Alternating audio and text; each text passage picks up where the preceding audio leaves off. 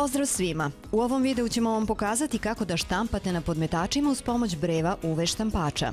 Idealna prilika da kafići i restorani personalizuju svoje podmetače za čaše i na taj način ulepšaju ugođaj svojih posetilaca.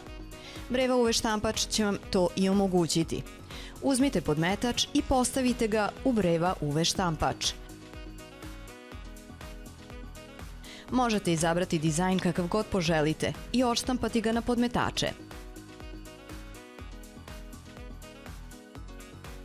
Breva štampač je idealan za štampu logotipa, dekorisanje ili personalizaciju različitih materijala i proizvoda.